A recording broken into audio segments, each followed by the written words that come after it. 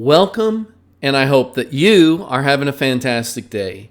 We're going to talk about cryptocurrency investing for beginners. This video is about Ethereum. Is it better than a bank CD? You know, there was a time when bank CDs, bank certificate of deposits, were an investment that my parents and my parents' parents always considered a safe, a secure investment that returned a reasonable rate of return. But today's bank CDs pay such a very, very small amount, they're almost no longer worth even considering for the most part. And while I think of the new Ethereum proof of work as very similar to a bank CD, I'm expecting that when they actually decide what kind of rates of returns, that we're going to see a much more significant rate of return than a bank CD. So let's get into this. First of all, I'm not a financial advisor. This is not financial advice. This is my opinion. I am not smarter than you. You are smarter than you realize. Do not trust what I say. Do your own research. So I'm throwing in this slide kind of like a little bit of a bonus for you. It's a little chicken nugget. I'm going to go over this super briefly, and then we're going to get into Ethereum, how it relates to a bank CD, and how you can actually make interest by investing into the Ethereum blockchain. So invest $1,000. If you purchased $1,000 in Bitcoin and 3 years later sold that Bitcoin, these are the amounts of money you would have. So for example, if you invested $1,000 on January 1, 2015, and then sold your Bitcoin on December 31st, 2017, you would have made $43,984. Now, I'm not going to go over the rest of the chart. You can always pause the video and read it for yourself, but right now you should understand it pretty good. These are the dates where you would start and the dates where you sold. We're talking about Bitcoin. We're starting with an $1,000 investment, and then this is the dollar amount you would have after that 3-year period. So the concept is when you buy a bank CD, you go down to your local bank and you open up an account and you set up a bank CD. You're going to give the bank a certain amount of money, and they're going to keep that money for a fixed period of time. And as long as you don't touch that money during that time period, they're going to give you a certain interest rate on your money. If you withdraw your money prior to that, then there's a penalty to be paid. Well, Ethereum, sometime in January is the approximate date. It may take a little bit longer. It may come a little bit sooner. But Ethereum is changing to what's called proof of stake. Now, today, the way new Ethereum is created, it's created through mining the same way you would mine Bitcoin.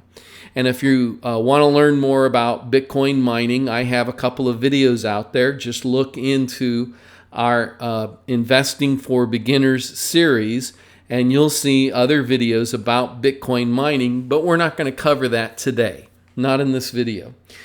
But Ethereum in January, with its next version of software, is going to change to a proof of stake. Now, it's not going to be an overnight change. For a while, they're going to do both mining Ethereum and proof of stake.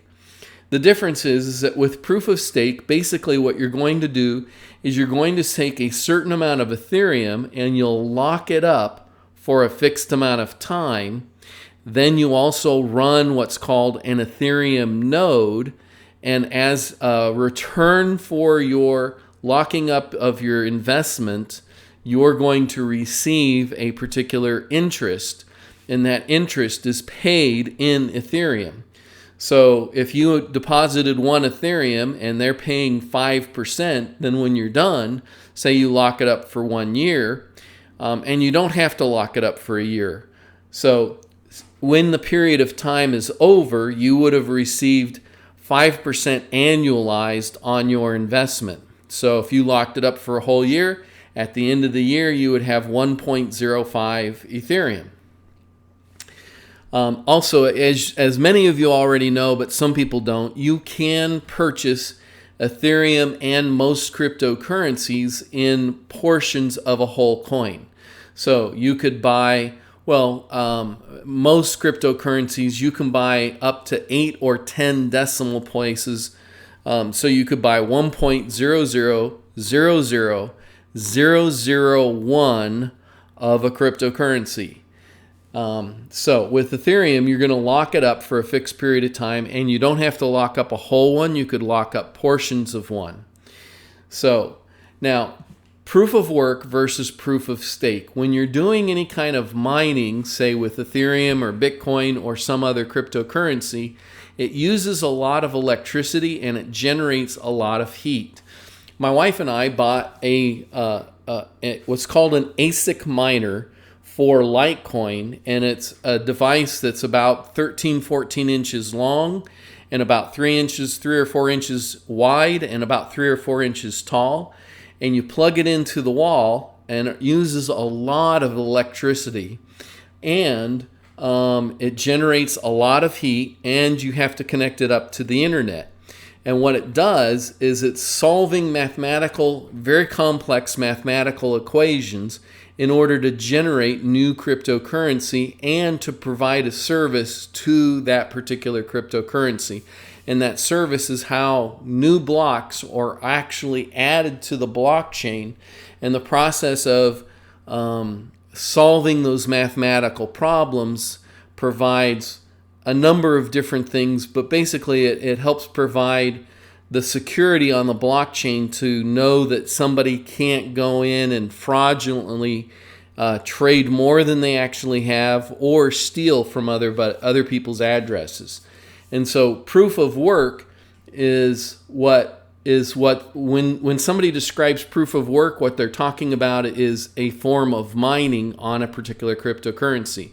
And so they're actually doing this solving of these complex algorithms and these complex cryptographic formulas of math in order to validate that this block truly is unique, this block isn't overspending, and this block is not stealing from other people's addresses. And once it's gone through its proof, then that set of transactions, a block has multiple transactions in it, and those transactions will get added to the entire ledger, which keeps an account of what's currently available in any particular address within that particular cryptocurrency. Now, to do mining requires specialized equipment. I mentioned that I had bought an ASIC miner. A lot of people have tried to do what's called GPU mining, and that's using video graphic cards on a computer to mine. But both of those have become unprofitable in many ways, and many people are turning to what's called FPGUs, which is just a fancy way of saying that sucker's really fast. But it has a very, very specific FPGUs and ASIC miners are designed specifically for handling cryptocurrencies, whereas a GPU or a graphical video card can also be used for displaying on a monitor, used for gaming, and to do other video card content that you would normally see on a computer monitor. So a video card is handling dual purposes. But with the way that things have gone with mining, it's become quite unprofitable because of the cost of the electricity that it needs to use and the amount of heat that it generates. When we did this, we found that our electric bill went up by about $100 more than the cryptocurrency we generated. Now, I had done some testing and some research to make sure that I was actually getting a miner that generated enough cryptocurrency to pay for the electricity I was using, and I knew that we were very, very close to the break-even point. But what I didn't consider was the amount of heat it generated, and because I put that miner in a spare bedroom, it generated so much heat that my air conditioner kicked in to cool off the house, and that $100 over the amount of cryptocurrency we generated was all spent on the AC unit trying to cool off our house. And so it became unprofitable because of the heat it generated, not because not because of the amount of electricity that the miner actually used. The amount of electricity the miner used ended up being about break even, but I didn't know how to calculate in the heat and the AC that would run. Now, if we did this during winter, we probably would be okay, but the bottom line was, if I'm going to go through all that headache and hassle, why don't I just take the money and go online and buy myself some cryptocurrency instead of trying to mine for it, since it was pretty close to the break-even point anyway. So just didn't work out for us, and that's mining. Now, Ethereum is using something called proof of stake. And the reason why I relate proof of stake to bank CDs is because you're going to take a certain amount of Ethereum, you're going to lock it up for a certain period of time, and you receive interest for the service of locking up your Ethereum and providing block validation services. And the nice thing about proof of stake is it uses a minimal amount of electricity. When you normally plug in your computer and you let it run, that's the amount of electricity that proof of stake typically uses up. And it doesn't require any kind of specialized equipment. Laptops, PCs, etc. are sufficient to do proof of stake. So how do you start? Well, the initial investment is either going to be 32 Ethereum or joining a pool. 32 of Ethereum at today's prices is somewhere around $7,000. And that would be the minimum amount that you could start staking. You could always stake a lot more than $7,000. But for some people, $7,000 is out of reach for them. They just don't have $7,000 laying around in the bank or laying around in cryptocurrency. And if that's the case, you can always join a pool.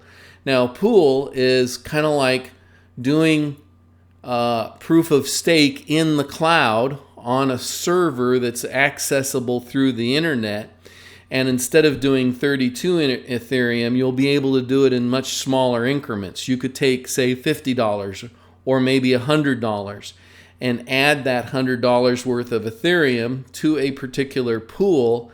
And then that pool is gathering a whole bunch of different people together in order to do proof of stake on Ethereum. And the people who run the pool will take a fee, and then they distribute the profits among the different people who provided the funds that would stake it. So now so there's an initial investment. How you start is by doing an initial investment and running a node. Now you can run the node on your computer.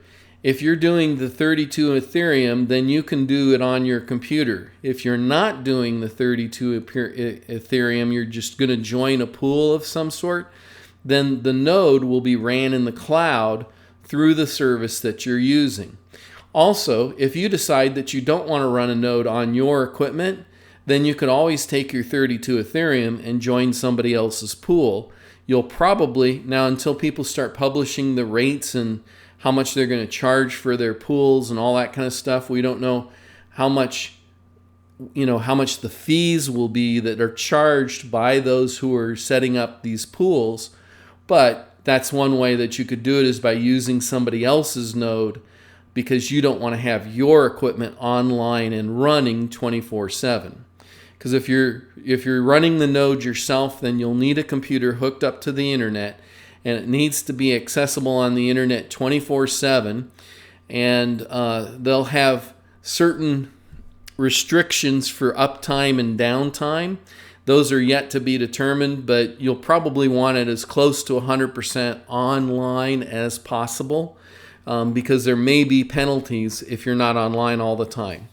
So I'm talking like I don't know a lot of information, and part of that is because some of what I'm talking about isn't going to be released until January when this goes live. I'm currently recording this on November 10th, 2019, and this is before the Ethereum blockchain has upgraded to be able to do proof of work, because I want to let you guys know about that, since it looks like it will be coming either December or January. So in the next 30 or 60 days or so, it should be available to those that are interested.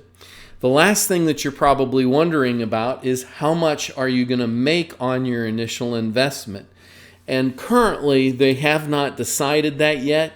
The conversations have been anywhere from 1/8% all the way to 18%. More of the conversations I've seen sounds like they're leaning towards doing 5%.